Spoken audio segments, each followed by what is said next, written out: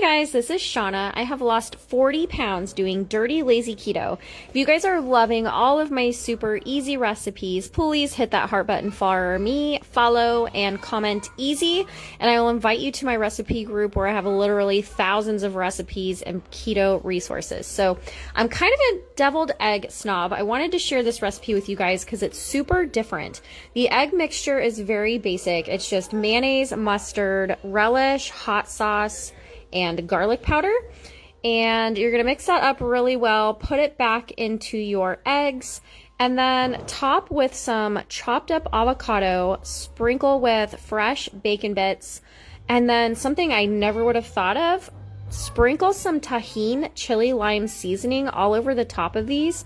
Oh my god, it just takes it to the next level. These are so addictive.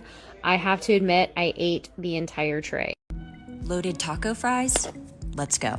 The first thing you want to do is prepare the potatoes. Wash and dry them and then cut them into evenly sized fries. Add them to a colander and rinse them with cold water. Be sure to pat them dry. Next, you're going to add it to a baking tray, season it with your taco seasoning and olive oil. Toss everything together until it's well combined and well coated. Pop it in the oven. Next, we're going to boil some chicken tenderloins. You can also use chicken breast, but once it's cooked through, shred it using 2 forks and set the chicken aside. Once the potatoes are cooked, top it with the shredded chicken, shredded cheese, and pop it back in the oven until the cheese is nice and melted. Next, you can add your toppings. I use shredded lettuce, diced tomatoes, diced jalapeno, black olives, and of course I had to make a little lime crema. So what you want to do is combine light sour cream, lime juice, lime zest, garlic, and salt. Mix it together till it's well combined and drizzle it right over the top. Trust me guys, it's so good. Follow Healthy-ish Foods for more recipes.